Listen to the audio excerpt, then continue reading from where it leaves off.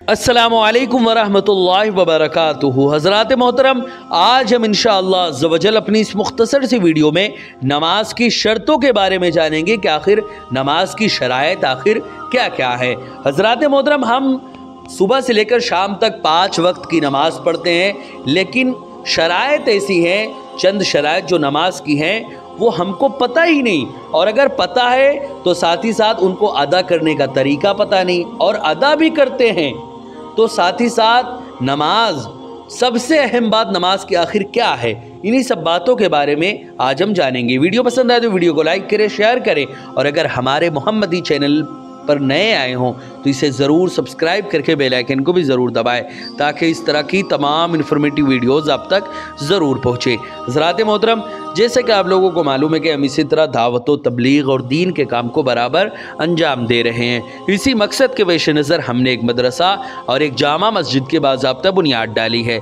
आप में से कोई भी अगर हमारे मदरसे, मस्जिद या दीन के काम में डोनेट करना चाहे और हमें सपोर्ट करना चाहे तो ज़कात, सदका, फितरा, अतिया, हदिया या किसी भी तरह का डोनेशन आप हमारे मदरसे, मस्जिद या दीन के काम में देना चाहें तो गूगल पे के ज़रिए, पेटीएम के ज़रिए, बैंक अकाउंट के ज़रिए, वेस्टर्न यूनियन के थ्रू, जिसके ज़रिए भी अल्लाह के रास्ते में आप डोनेट करना चाहें आप डोनेट कर सकते हैं। इनके नंबर और लिंक इस वीडियो की स्क्रीन और डिस्क्रिप्शन में है, आप जाएं और जो भी अल्लाह के रास्ते में डोनेट करना चाहें आप डोनेट कर सकते हैं। हज़रात मोहतरम, अल्लाह रब्बुल इज़्ज़त ने कुरान मुक़द्दस में इरशाद फरमाया, इन्नस्सलाता तन्हा अनिल फ़हशाइ वल मुनकर, बेशक नमाज बेहयाई और बुरी चीज़ से इंसान को रोकती है। हज़रात मोहतरम, नमाज की अहमियत का अंदाज़ा इस बात से भी आप लगा सकते हैं कि क़यामत में सबसे पहली चीज़ जिसके मुताल्लिक़ अल्लाह रब्बुल इज़्ज़त अपने बंदों से सवाल करेगा वो नमाज है। नमाज न सिर्फ अल्लाह रब्बुल इज़्ज़त से क़ुर्ब हासिल करने का बेहतरीन ज़रिया है बल्कि हुज़ूर सल्लल्लाहु अलैहि वसल्लम की आँखों की ठंडक भी है। हदीस पाक में है कि अल्लाह ताला के नज़दीक तमाम आमाल में सबसे ज़्यादा पसंदीदा अमल ये है कि पहली फ़ुर्सत में नमाज को अदा किया जाए। हज़रात मोहतरम, नमाज की अहमियत के बारे में बस आप इतना जान लें कि अगर नमाज की अहमियत, इस दुनिया का आप पहले दस्तूर समझें। आप इस दुनिया में अगर आपके यहाँ कोई मेहमान आया तो आप उसको गिफ्ट देंगे, तो आप अपनी हैसियत के मुताबिक गिफ्ट देंगे। अगर आप लखपति हैं तो आप अरबों का गिफ्ट नहीं देंगे, अगर आप करोड़पति हैं तो भी आप अरबों का या मतलब अपनी हैसियत के मुताबिक आप गिफ्ट देंगे। जितनी हैसियत है उसी के मुताबिक आप किसी को गिफ्ट देंगे, लेकिन गिफ्ट देंगे आप। इसी तरह अल्लाह रब्बुल इज़्ज़त ने जब अपने महबूब मोहम्मद अरबी सल्लल्लाहु अलैहि वसल्लम को अपने पास बुलाया मेराज की रात में, तो मेराज की रात में अल्लाह रब्बुल इज़्ज़त कोई और चीज़ भी गिफ्ट में दे सकता था, लेकिन अल्लाह रब्बुल इज़्ज़त ने गिफ्ट और तोहफ़ा दिया क्या? नमाज, 5 वक्त की नमाज दिया। अब इस बात से आप अंदाज़ा लगा सकते हैं कि अल्लाह रब्बुल इज़्ज़त की ज़ात कितनी अजीम है। ना अल्लाह रब्बुल इज़्ज़त की ज़ात से, ना अल्लाह रब्बुल इज़्ज़त से बड़ा कोई है, ना अल्लाह रब्बुल इज़्ज़त से बड़ा कोई हो सकता है। अल्लाह रब्बुल इज़्ज़त सबसे बड़ा है, और अल्लाह रब्बुल इज़्ज़त के पैदा करने से ही दुनिया की हर शय मौजूद है। ज़मीनो आसमान और ज़मीनो आसमान के बीच में जो कुछ भी है उन सब को पैदा करने वाली ज़ात अल्लाह की है, और उन सब का मालिक भी कौन है? अल्लाह है। तो जो मालिक है सारी कायनात का, वो तोहफे में आखिर दे क्या रहा है? नमाज। इस बात से आप अंदाज़ा लगा सकते हैं कि नमाज की अहमियत आखिर क्या है। अल्लाह रब्बुल इज़्ज़त अपने महबूब को नमाज जैसी इबादत जब तोहफे में देता है तो आप समझ लें कि सबसे अजीम अगर कोई इबादत है, सबसे अजीम अल्लाह रब्बुल इज़्ज़त की अगर कोई अल्लाह को याद किया जाए जिस इबादत के ज़रिए, तो वो सिर्फ़ और सिर्फ नमाज है। इससे आप समझ सकते हैं। अब नमाज की शर्तें आखिर क्या है, ज़रा वो समाअत करें। चुनांचे नमाज की शर्तें अब आपके सामने मैं पेश करूँगा कि नमाज की अदायगी में कोई नक्स आखिर न रह जाए। नमाज की 6 शर्तें हैं। सबसे पहली चीज़ है नमाजी के बदन का हर तरह की नजासत से पाक होना। उस जगह का पाक होना जिस जगह पर नमाज पढ़ना है, और लिबास का पाक होना यानी तहारत। सबसे पहली शर्त क्या है? तहारत। अब तहारत का क्या मतलब है? यानी नमाजी के बदन का सबसे पहली चीज तो बदन पाक रहे, यानी वो नापाक ना रहे। शर्त है तहारत, यानी नमाजी के बदन का हर तरह की नजासत से पाक होना। साथ ही साथ फिर जिस जगह नमाज पढ़ रहा है उस जगह का भी पाक होना जरूरी है। फिर उसके बाद जिस लिबास को पहनकर वो नमाज पढ़ रहा है उस लिबास का भी पाक होना जरूरी है। दूसरी जो शर्त है वो है सतरे औरत। सतरे औरत का मतलब औरत बदन के उस हिस्से को कहते हैं जिसका छुपाना फर्ज है। अब सत्र का माना छुपाना, और सतरे मर्द के लिए नाफ के नीचे से घुटनों के नीचे तक हिस्सा औरत है और उसका छुपाना फर्ज है, यानी नाफ से लेकर घुटनों तक, गांठी तक इसका छुपाना हर मर्द के लिए फर्ज है। किसी भी सूरत में ये नहीं दिखाया जा सकता, तो इतना चीज छुपाना ये फर्ज है। तो अब ये आप समझे कि सतरे औरत यानी नमाज में अगर इतना छुपा है आपका तो शर्त तो अदा हो जाएगी। अगरचे आप बकिया चीज़ों में, जो बकिया चीज़ें हैं कि सुन्नत क्या है, फिर सुन्नत किस तरह है नमाज पढ़ना, ये चीज़ें खाली रहेंगी, लेकिन अगर आपकी इतनी चीज़ें छुपी हुई हैं तो सतरे औरत वाली जो शर्त है नमाज की वो पूरी हो जाएगी। हज़रात मोहतरम, इसी को इसमें बताया गया कि सतरे मर्द के लिए नाफ के नीचे से घुटनों के नीचे तक हिस्सा औरत है और उसका छिपाना फ़र्ज है।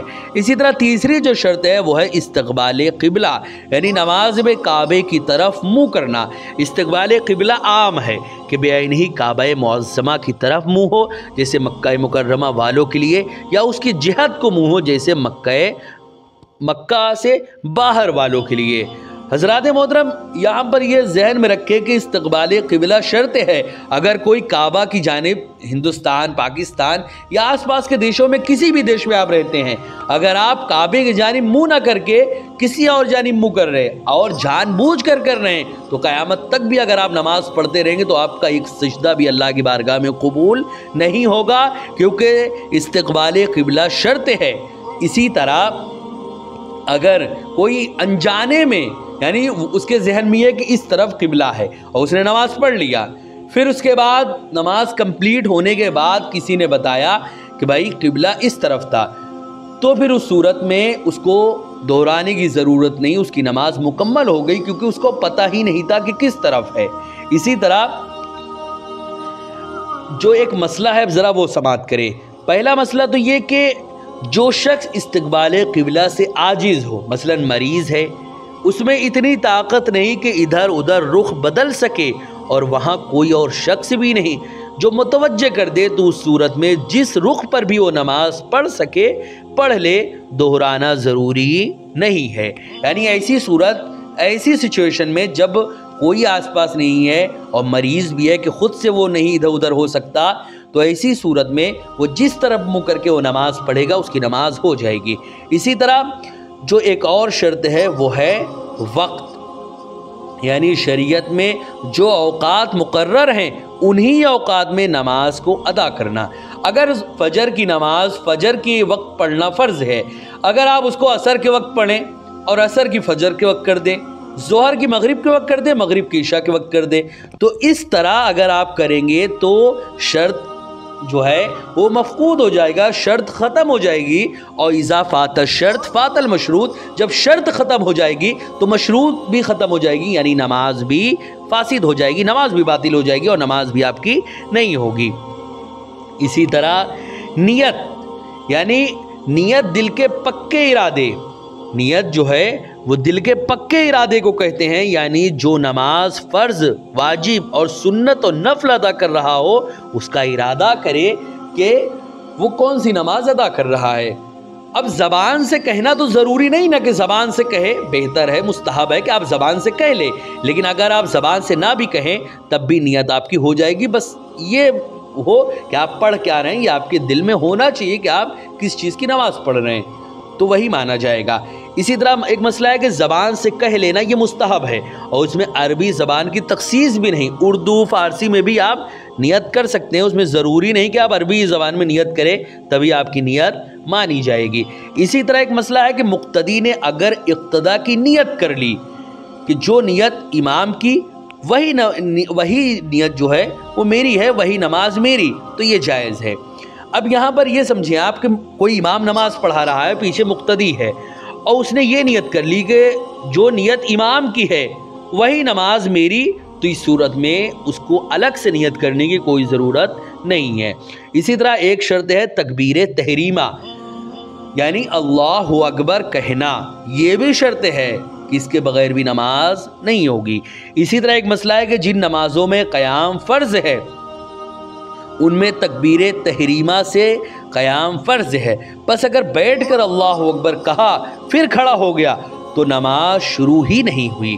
اسی لیے چاہیے کہ جن نمازوں میں قیام جو ہے وہ فرض ہے تو اس میں کھڑا ہو کر ہی اللہ اکبر کہے، تکبیر تحریمہ بھی اس میں کھڑا ہو کر ہی اس کو کہنا پڑے گا۔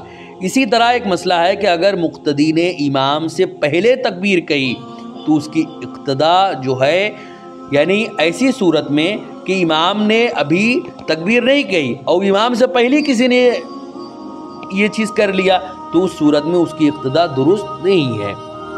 حضرات محترم، اب اسی طرح ایسے بہت سارے معاملات ہیں انشاءاللہ عز و جل، نماز کی شرطوں کے علاوہ نماز کے فرائض، نماز کے مستحبات، نماز کے واجبات، یہ بہت ساری چیزیں انشاءاللہ ہم اسی طرح اپنے محمدی چینل پر لاتے رہیں گے، اور اسی طرح کی انفارمیٹیو ویڈیوز کے لیے ہمارے چینل کو ضرور سبسکرائب کریں۔